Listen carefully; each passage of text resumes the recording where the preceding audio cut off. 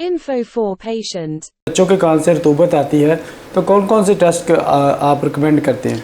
सबसे पहले तो जैसे मैंने अर्ज़ किया कि 3 स्टेप्स होते हैं जिसमें तशख़ीस की जाती है। नंबर 1 तो ये होता है कि उसकी हिस्ट्री, कि कान कब ख़राब हुआ, इसमें रतूबत कितने अरसे से आ रही है, किस तरह की थी, क्या इससे एसोसिएटेड और प्रॉब्लम्स, फीवर, नाक का बंद होना, चीज़ें तो नहीं। फिर सेकंड स्टेप में एग्जामिनेशन होता है जो कि मुस्तनद मुआलज कर सकता है।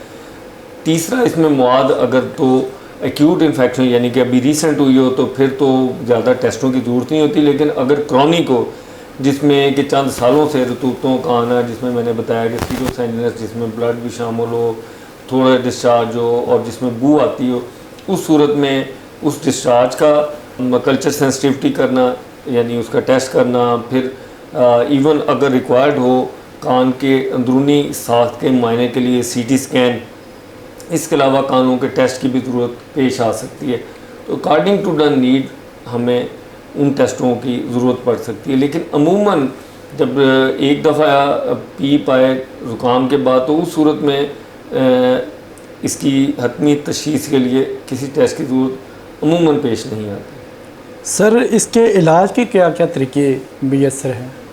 कान में से रतूबत का आना एक कॉमन सा फिनोमेना है। अगर तो वो रिसेंट हो, एक्यूट हो, तो मेडिकल ट्रीटमेंट के साथ सारी चीज़ें सेटल कर जाती हैं।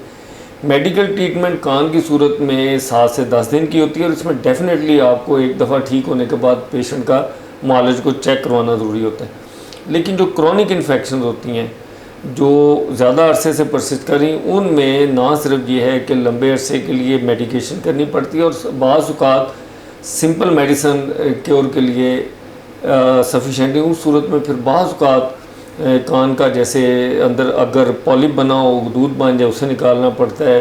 अगर रेशा हड्डी को गला दिया तो हड्डी तक सफाई करनी पड़ती है, जिसको हम पोस्ट और कान के पीछे से अप्रोच करके या कान के अंदर से अप्रोच करके हड्डी को लगा हुआ रेशा जो है उसको ख़त्म किया जाता है।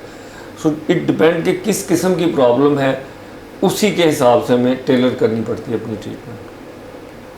अगर कान का पानी बंद ना हो तो क्या सर्जरी ज़रूरी होती है? कि क्रॉनिक इन्फेक्शंस में जिस वक्त ये इन्फेक्शन हड्डी तक पहुंच जाती है, कान के जो इर्द गिर्द बोन होती है, अल्लाह ताला ने उसके अंदर हेयर सेल्स दिए होते हैं। उन एयर सेल्स के अंदर जब इन्फेक्शन एक दफ़ा रिजाइड कर जाती है और मल्टीपल ट्रीटमेंट्स के बाद सेटल नहीं होती तो उसको